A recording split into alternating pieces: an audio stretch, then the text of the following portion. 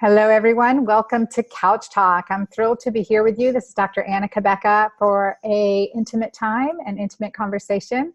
And today we're going to be talking about weightlifting for women and really how we manifest the law of attraction into our life. And I am bringing a dear friend of mine and an expert in the space. And her name is Tracee. Oh man, Tracee, I'm going to pronounce your name wrong. Gluhaich. Everybody does. Gluhaich. All right. So Tracee is an integrative health coach. She's a personal trainer in California. She is aspiring in this online space and working as a coach and a motivator and is just all around awesome. She is the author of the book, No Frickin' Way, spelled W-E-I-G-H. And she's also the host of Be Well, Be Keto podcast, and which is continuing to grow. Her passion is helping women to age stronger and become high energy, fat burning phenoms without going hungry or living in the gym. So, as we age, some of the things that we experience is this the stall in the gym, the stall in our life, or we're backpedaling, right? We're not going in the same direction the direction that we'd like to go, at least not as fast as we like to go there. So in part of that, and part of this discussion, it's like, how do we break those plateaus? How do we exercise over 50? How do we keep performing, or even if we're just starting, how do we get to perform at our best level? And really, what does that mean?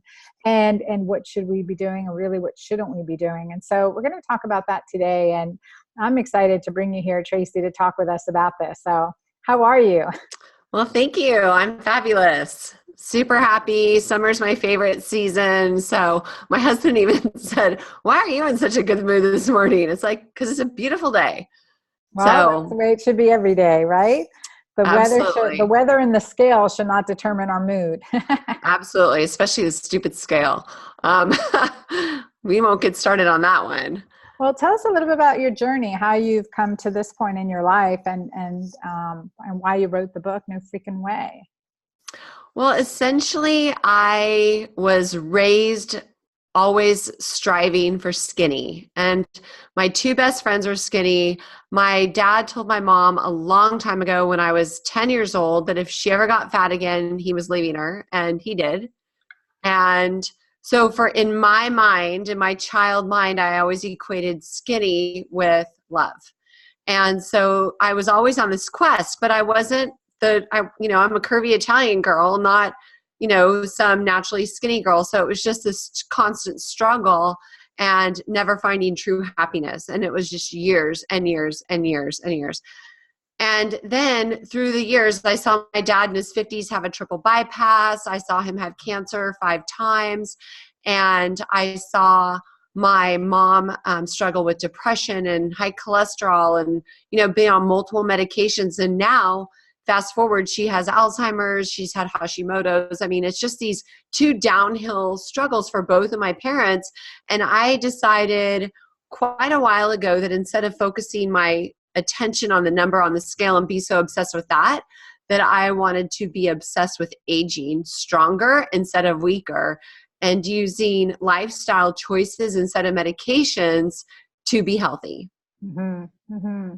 So, well, I mean, that's a noble quest, right? And especially when we see our parents suffer. I saw my parents suffer too. And especially my mom undergoing, heart surgery and then a second heart surgery that she never recovered from. And so you see that and you're like, oh man, I cannot allow this to happen. I know God has created us by better design so that this doesn't happen. So, and so now, what are some things, tell us, what are some things, like I was thinking this morning, some of the things I like to do as far as activity and exercise and is boxing, yoga, belly dancing. Those are my 3 favorite things to do, right?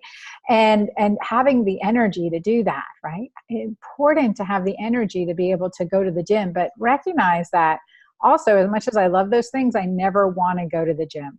I never want to initiate. I mean, I very rarely do. I'm like, oh my God, I can't wait to do this. But I'm always glad I went. Yes. I was just saying that this morning when I hit the snooze button at 4:45. I was like, oh, I need a break today because I've been teaching a lot of fitness classes lately, subbing for everyone while they were on vacation. And But you know what? I never regret getting up, but I always regret sleeping in. Mm-hmm. Good point. Good point. Just remember that. I will be glad I did it. Yeah, it's just that 1 minute second when you hear the alarm and you get out of bed, that, that pause that you need to react upon and realize the pain only lasts just about a minute or two. Just when you peel back those eyeballs, that's it, right? That's it. That's it. So let's start with that. So motivation to the gym, and then you're going to motivate us in the gym. Well, to get to the gym, like I said, I think that getting up first thing in the morning and having a really strong morning routine is key. And that way you don't let life get in the way. And so, like, for instance, I get up, I drink 60-ounce glass of water. When there's just about 2 inches left, I squeeze a half a lemon and a teaspoon of salt, and I rotate my salts. And slam it down, grab my water, get my coffee with MCT oil, and I head out to the gym. And I either meet my weightlifting partner to lift heavy twice a week, which I really, really recommend, or I go to classes, and sometimes I teach the classes and sometimes I take them. So I do a combination of different things, but my focus really truly is on strength, not so much the cardio. Because back in the day, I did chronic cardio. I was always doing fat-burning cardio, running, pounding, breaking my body apart. Now I'm stitching it back together by doing strength work. And when I do the cardio, it's more like quick blasts just to try to get my heart rate really up high and then focus on the recovery. So I believe that the better our recovery, the stronger that means our heart is actually becoming. Okay. I hear that definitely, that quick recovery, just like our glucose curve. The quicker it recovers, the better metabolically we are. So let's break this down into, say, the getting off the couch exerciser to the intermediate to the most experienced. How would you recommend starting? And say this is for someone in their 50s. So like myself, 53 this month. So what would you say? Welcome to 53. I'm up on you about, 8 months. What I would say is for the very, very beginner, it's good to find a trainer to help you, or like an over 50 aerobics class. I used to teach that. And so if I said somebody was just starting, like you want to do strength upper body, strength lower body. So say, for instance, they had no strength, I would start off with just push-ups against the wall. And then graduate to your kitchen counter, and then graduate to your coffee table, and then later on your knees on the floor, but just have a progression. Also, I say sit stands. My mom, when she first started, going downhill, which has been pretty much forever, I'm like, just sit and stand out of a chair. Practice that, or then once you get there, graduate to wall sits. I think TRX bands are really good. Do you know what those are? Yes. Yeah. I like those. So those are great because people can gradually make them more difficult instead of investing in a bunch of, like, say, dumbbells, which, take up a lot of space. Explain what those are for our listeners. For me, it brings me into the gym with like TRX bands all over, and then doing, push-ups, these things and those things, and lunges and jumps and all kinds of crazy Spider-Man kind of stuff. Yeah, I teach a TRX class that's combo with spin. It's a really fun class. But a TRX is like, you can get one for home. I have one for home that you can put like in your door jamb, so that you can do body weight strength exercises. It was developed by somebody in the Army that needed a way to stay fit when they were out in a remote area, and he would just hook it up to a tree. So it enables you to use body weight resistance, and you can do your whole body, from which I think that most women don't train their back enough, or actually most people. They train chest. Like when I do boot camp, they're always doing push-ups and different chest work, but they rarely train back. So when I teach, I really emphasize both upper back training with doing rows and stuff on either the TRX or just like a regular band. Also low back training. So the TRX, you can gradually make it harder and harder as you get stronger and stronger, but it's a really good starting point and it's safe. and it's not impact, so you're not going to get injured. So that's a great resistance Yeah, training and I'm sitting exercise. up straighter just talking about the back, you know? And all those the shoulder openers, Dr. Yeah. Anna with yoga. So I also teach yoga. And I am actually teaching this class called Yoga Lattes. So it's about shoulder openers, hip openers, core and low back strengtheners, so that we can age in good posture instead of, tech neck, right? Mm-hmm. So Mm-hmm. that's what I focus on. And even like the stretching, like the doorway stretching, when you lean in here and you can open up the shoulders. And that feels So so good. Yes. yeah. And having that be like part of their nightly routine, I think is good. Doing, all of those stretches as a nighttime recovery, you prepare your body for sleep.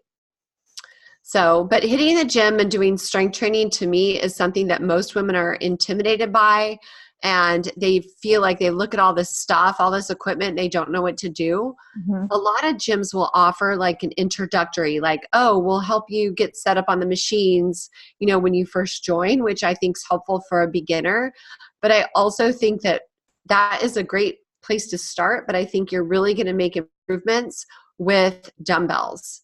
And that way you're actually working more of your body instead of just isolating, like say your bicep on a machine. When I'm doing biceps, I'm feeling it in my core and my low back and, my whole body, because I'm, being able to maintain proper form. Yeah, no, absolutely. That makes sense. And also just body weight exercises in general, right? The standards, the lunges, functional exercises. So that's awesome. So we're going to work on getting off the couch, right? Exercising more. And now even for the intermediate and advanced, the heavy lifting. So let's talk Yes. about that, because that's something you definitely promote. And it doesn't matter how old we are, but we want to do, and especially when we're working with a trainer, right? Get someone who's used to working with someone gradually in. You don't want to be in so much pain the next day you never come back. And that's not healthy either. Yeah. And so recognizing our limitations, but also communicating that it's we're in this for the long haul. We've got this one body, so let's gingerly ease it back into a regular routine. And so now I want to talk about heavy lifting, because that wasn't something typically advocated for the menopausal woman. Well, I find it effective, and I was inspired by, I've been lifting for a long time, but this is a great story for you. So there's a woman that inspired the heck out of me named Willie Murphy. And when she's 73, she walks into her local YMCA and she sees a sign on the wall and it says, weightlifting competition. So she says to the kid behind the counter, hey, can I do that? And he's like, sure, go for it, Granny. So she started off at 73 with dumbbells. Fast forward 4 years later, she's 77, weighs 110 pounds, and she's deadlifting 220. No. What? Yeah. Is that awesome? That is So my awesome. message, yeah, it's like, you're not too old. It's never too late. Stop making excuses and choose strong. I mean, that is incredible. That means if she can do it, anybody can do it. Yeah. So let's talk about that. So what should we do if Okay. we want to move up to lifting heavy? There's multiple ways, to do it, but my way that I think is the easiest is pick 2 days a week. So say my lifting days are Tuesday and Friday, and I do a full body workout. I go slow. I do not do momentum, and I superset so I can save time. So and I mix it up every day because I just use this really cool app on my phone and to track everything. So say, for instance, the other day, maybe we did kickbacks so we could work glutes, and then we did pull downs for my partner and I. We switch and switch and switch until we do 4 sets. And then we'll go pick 2 other body parts. So say maybe it's dumbbell presses and maybe it's bicep curls. I like to do opposing muscle groups so we're not incorporating accessory muscles while we're doing the opposite for the superset. So what that would mean is, like, I don't usually train back and biceps, because when you're training back, you're also engaging biceps. So I would biceps or something different. And same with chest. So chest works shoulders and triceps. So I don't like to do chest and then say triceps because my some work doing the chest. So I'd rather do, say if I'm doing chest, maybe I'll do bicep superset with that. So I just pick 2 different body parts. I just look and see what is open in the gym. So I'm not wasting my time waiting. And I go and we just go and head there. So blessed are the flexible, for they shall not break. So when I put somebody on a routine, I'm like, okay, you know what you can do for your body part. So pick one thing that you don't have to wait for and get started there. And I do I rotate my moves, but I always go slower than most. Like I'm not in there going fast, and I really focus on like begin the lift with proper alignment, shoulders back and down, core engaged, and, go slower than most people go because it's not a race. That's one thing. Like I think CrossFit has a great community, but I think that oftentimes they go too fast and it can lead to injury prevention or injury, which it did to me. But I love the whole community that they have. But, trying to do as many rounds as possible for my body isn't safe.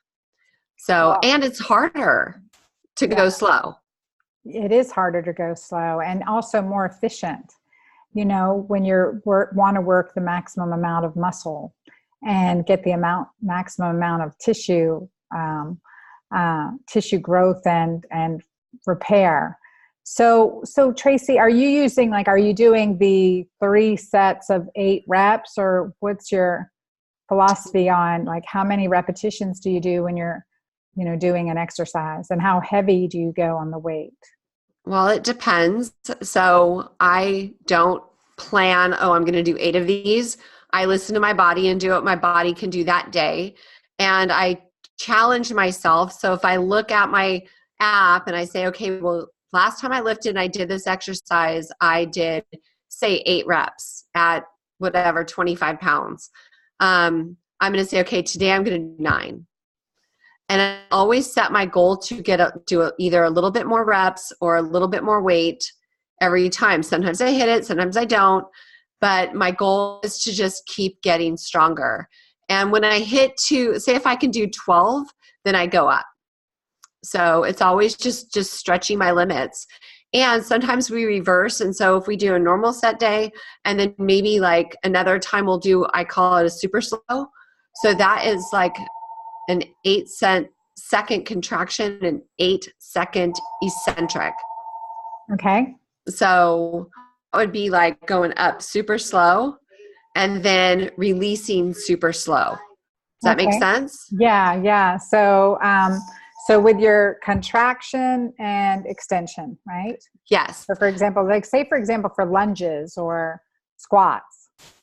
It's okay. So squats are easy because you just would lower really, really, really slow, pause a bit, and then go up higher. Now you're only going to be able to lift about half or 2/3 of the amount of weight you're used to because you are not used to going that slow, and you will feel a shake doing this. It's awesome.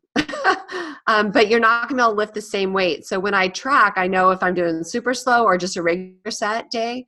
And that way, because I know my weights are going to be much different. Mm-hmm. So I like walking lunges are my favorite when I do lunges. So I'll do I'll hold like a 25-pound plate in each hand and then do like a walking lunge set back and forth. Like I have a long space. And then just going slower than normal, but it's usually an 8-second on each, on the contraction extension. Excellent. Okay. So 8 seconds each on the contraction and 8 seconds on the extension. Oh, I just lost you. It just froze up. You got me there? Here. Okay, good. Can you see me? Yep, I see you. Okay. All right. Okay, so you were saying 8 seconds on the contraction, 8 seconds on the extension. That is fast. That is slower than I'm accustomed to too. It's hard. It's fun. I do it on TRX classes too, and I can watch them shake. It's hard. I know. All right. And so just 2 days a week. So Tuesday and Friday, heavy lifting, and you're working out for how long?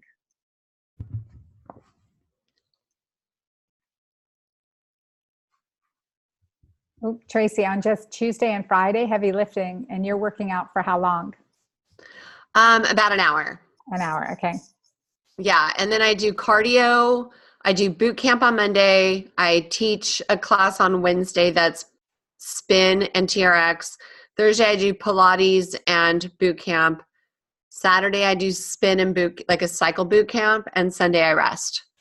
Okay. And then I do yoga in between because I teach. So Well, I think the secret to longevity and healthy aging is daily exercise. I mean, daily exercise. And I think that's just one of the things I do. Honestly, I resist that, but it is so critical. It is so critical, and prioritizing it and making the time for it in your life, even if it is, okay, I've got 10 minutes and I'm going to stretch. I'm going to, get my body flexible. I'll do some crunches or lunges, or like you said, sit stands, or whatever you can do. I was traveling for the last 2 days, so it felt like I was sitting for 2 days. And but being able to, when you get where you're going, or even while you're sitting, doing knee lifts in the chair, and are contracting and relaxing your muscles, just to keep that blood flowing, keep that circulation going. And it doesn't matter your level of ability, there's always the next right thing.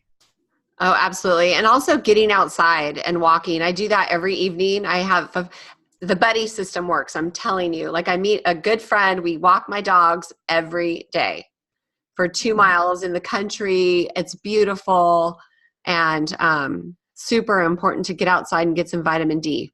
Beautiful, beautiful, beautiful. So tell us about the book, No Freaking Way. Okay, so that was written because of me used to being chasing the number on the scale, and I wanted people to. So after coaching lots and lots and lots of women, I realized that their issue is not knowing what to do. It's not about that. The knowledge is there. There's a lot of great things, a lot of great programs out there, but it's what's here and what's here. So oftentimes, women, they use food as like comfort, and when they're stressed, they eat. When they're upset, they eat. When they're bored, they eat. And they eat mindlessly, and they use food to fill a void in their lives. And so so the book is all about self-care. And it's about focusing on filling your life and your body with, so many healthy, nourishing foods, so many wonderful lifestyle practices, that you don't need to use food for anything more than hunger and true nourishment, and finding things in your life that are going to bring you joy and happiness, and crowding out all the crappy ones. So that's what it's all about. And where can people get it? Amazon, and that's like the best place. It's just Amazon. Excellent. Well, thank you so much. Now, Tracee, give us a day in your life. What does a day in your life look like? Well, my alarm. Mm-hmm. So my alarm goes off at 4:45, and like I said earlier, I grab my water, coffee, and I hit the gym. Come back at 6:30, feed the dogs, shower, and then it's my quiet time. And I read. There's this great devotional called Jesus Calling. I read the same one. So I read that, and then I do Qigong for 20 minutes, which is like an energy. Oh my gosh, it's like amazing. It's a way to gather energy into your body. And then I read 10 pages of whatever book I'm reading, like, a growth book or a health book or something. So I just condense that as my quiet time. And then I usually get ready and I go to work, and I work as little as I have to, because I want to come back and do my business and, take care of my people and my clients. And I do phone coaching with people, and fitness programming and nutrition programming. And, I live out in the country. I walk my dogs, cook dinner, and I love to work. And so, but I eat really clean. I fast in the morning. I don't usually eat my first meal until, oh gosh, I listen to my body. So I don't go by the clock, but it's never before noon. Mm. And I just like the way I feel when I don't eat very much. And part of that's mental and part of that's physical. I don't know why, but I seem to have more energy when I don't eat, and just drink lots of water and have a couple cups of I just have 2 cups of coffee, one before the gym and one later. And yeah, I live on a farm, so it's really cool. So we have like fresh vegetables and fruit and herbs, and I don't eat much fruit anymore because of keto. Right. Keto green. Right. Oh, I love your green drink, Dr. Anna. It's so good. It is Thank like the you. best. I'm sure all your listeners have Yes. are already using it. Mighty Maca. Got it here. So Tracee, with that, I love the schedule. And, I was just speaking at KetoCon this year, and they had a fitness panel. And so I was listening to the fitness panel, and I got to ask the question is, just give me, what's your morning routine? And so what they shared with me, so the majority of them all got up before sunrise and worked out. Every single one of them got up before almost every single one of them. They're an exception, but got up before sunrise and worked out, and if did something when they first got up in the morning. And that was really inspiring to me because, just sometimes being able, and I want to just say, sometimes we have to extend ourselves, but for many people that are adrenally burnt out, you need that sleep, but you need to get to sleep earlier and wake up earlier, right? But again, just adding for fine-tuning our fitness routine, doing something when we first wake up and see, does that energize us or deplete us? And listen to our body to discern well is this working for me? And for me, if I don't exercise in the morning, it's not likely to happen. Yeah, right? Because life gets in Not the likely way. to happen. Yeah. So it's kind of that trade-off, and then being able to give yourself energy. So definitely keto gives us energy. Getting keto is like using jet fuel versus, using glucose, which is like gasoline. So we want to get into that cycle in as much as we can. So probably definitely witnessing that. And then this, listening to where we are in our life, but incorporating the flexibility exercises, the core exercises, back strengthening exercises, and then certainly the whole shoulder opening exercises, because that way we're not going to get hunched over, and we have, better posture, and that is, just better alignment in general. And confidence, I think, comes with that. You appear more confident when you walk straight, somebody said to me, show your pearls. I guess it's an old saying. I don't know if you've heard of it, but the moms that are like our mom's generation used to tell their daughters to show their pearls. You know what I tell my daughters, Tracee? What? I ask them, I said, what's the first thing that should, walk into a room? Your back. Not your head. Don't hunch over. Your first thing that should walk into a room are your breasts. That's hilarious. I know. Let them know you're coming. In other words, shoulders back, head up, Yeah. Oh yeah. And I think that's one thing I was teaching is different things that they can do to just taking your head, and when I go to sleep, I don't use a pillow. Because I think that the pillow creates some forward head posture, right? And I think it's good to lay on your back and push your head onto the floor and do shoulder openers by pushing your fist onto the floor like that. Okay, let's do this as a challenge for my audience. All right, so this is an exercise. You would lay down on the floor. Go ahead and teach us this one. So there's three things. You lay flat on the floor. Okay, so imagine I'm laying flat. The first thing you do is you push the back of your head into the floor. Do 3 sets of 20. Then you take your arms and you clasp your hands and push your fists back into the floor like that to open your front shoulders. And then the other one is you hold your arms at a right angle. So say your fists are facing the ceiling. Okay. And you push your elbows into the floor.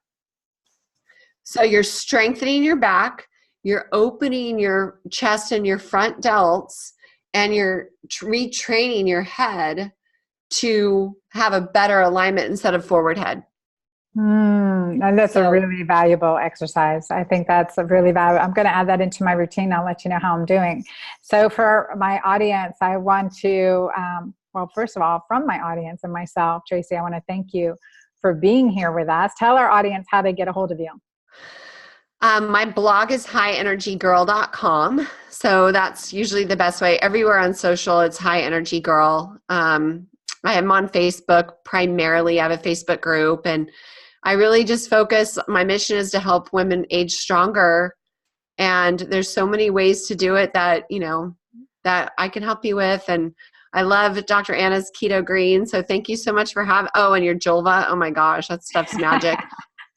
Well, where in the world are you if they wanted to take your classes, if they're listening and they're in your region? Well, I'm in California in the Bay Area, South Bay primarily. And I've lived here all my life. It's a great place. So if you are in the area, connect with me. I love to teach. Absolutely. So highenergygirl.com, and Tracee has a podcast, Be Well, Be Keto, and is just doing some amazing things. And with her book, No Freaking Way. So I want to thank you all for listening today on Couchtalk. I'm honored for your presence. We now have been challenged with an exercise to strengthen our neck and shoulder region. So you remember what that is. You're going to lay on the floor, exercise, push your head back into the floor, and do that. And then hands up over your head, pushing your fists together into the floor, and then arms out straight and pushing your elbows down, arms into the floor, strengthening our back, shoulders, neck, and helping us age stronger, as Tracee says. So I want to thank you guys so much for being part of my community. I am telling you, I am loving your reviews. So be sure to review my podcast if you haven't already. I love reading your reviews and just hearing what you're accomplishing, but it means the world to me. So thank you so much for that. And as always, join me and chat with me at dranna.com. See you soon. Thank you. That was so fun.